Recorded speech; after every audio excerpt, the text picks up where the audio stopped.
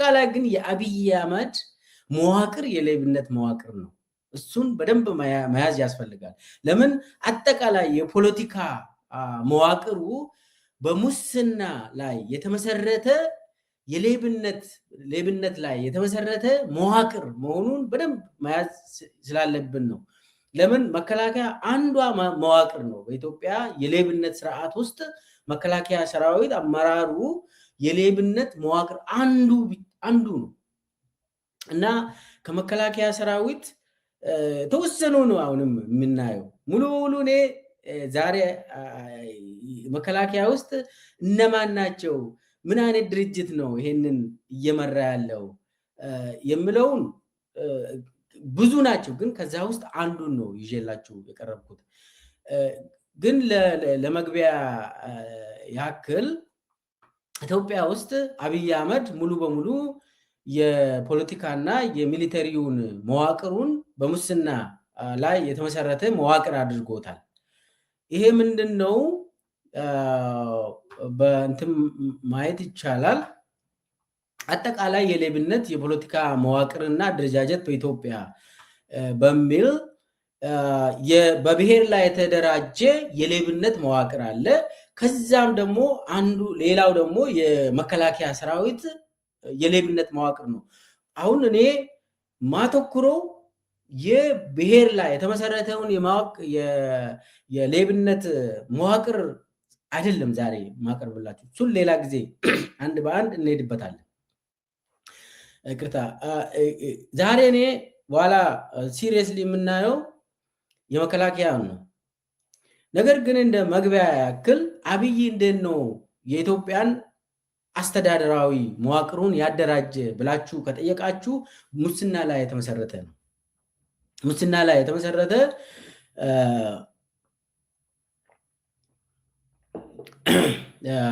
እሱም ደግሞ በብሔር ላይ የተመሰረተ የሌብነት መዋቅር አደረጃጀት አለው አብይ።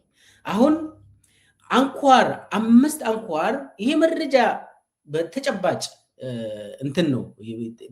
በተጨባጭ አንድ በአንድ ሌላ ጊዜ እመጣበታለሁ። ለምሳሌ የኦሮሞ ተወላጆች ዝርፊያ መዋቅር ሽመልስ አብዲሳ በበላይነት ይመራል እና አዳነችም ቀጥሎ የሚመሩት ቡድኖች አሉ። የአማራ ተወላጆች ዝርፊያ መዋቅር ደግሞ ተመስገን ጥሩነህ በበላይነት ይመራል። የሶማሌ ተወላጆች ዝርፊያ መዋቅር ደግሞ አህመድ ሺዴ እና አደንፋራ ይመራሉ። የደቡብ አካባቢ ተወላጆች ዝርፊያ መዋቅር ደግሞ አለምፀሐይ ጳውሎስ ነች። አለምፀሐይ ጳውሎስ ብዙ ሰዎች ላታውቁት ትችላላችሁ። እሷ አሁን የጠቅላይ ሚኒስቴር ጽሕፈት ቤት ኃላፊና የካቢኔዎች ጉዳይ ኃላፊ ነች። ሙሉ ሚኒስቴሮች ለእሷ ይሰግዳሉ። አሁን በጣም ታሽከረክራለች። እሷ አሁን የደቡብ አካባቢ ተወላጆችን የሙስና መዋቅር ውስጥ እንዲገቡ ብዙ ነገር እንዲሰሩ እዛ ውስጥ ታስገባለች። እሷ ነች የምትመራ። የትግራይ ተወላጆች ደግሞ በአዲስ አበባ ውስጥ ያሉ ማለት ነው።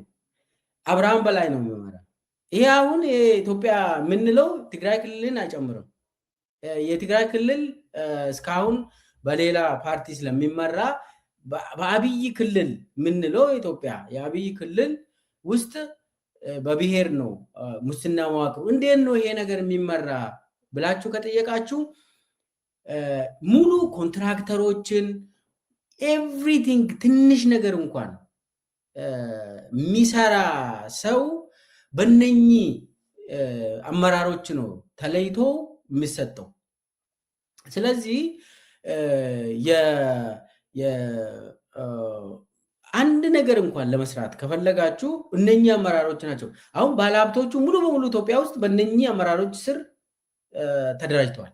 የትኛውም ባለሀብት ኢትዮጵያ ውስጥ ነፃ ሆኖ መንቀሳቀስ አይችልም። ዛሬ ወይ ይገደላል ወይ ይታሰራል፣ ካለበለዛ ብልጽግና ስር ይገባል።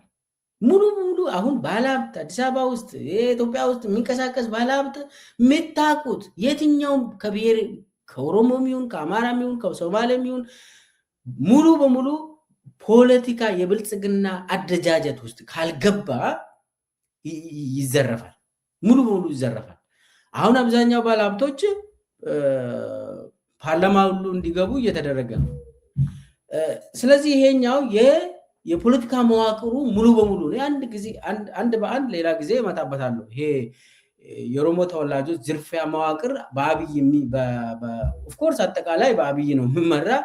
ሽመልስ አብዲሳ ስር እና አዳነች ስር የሚንቀሳቀሱ ባለሀብቶች እና ደላላዎች አንድ በአንድ ሌላ ጊዜ የአማራ ተወላጆች ዝርፊያ መዋቅር በተመስገን ጥሩነህ የሚመራ አንድ በአንድ ሙሉ መረጃ ስላለኝ እመጣበታለሁ።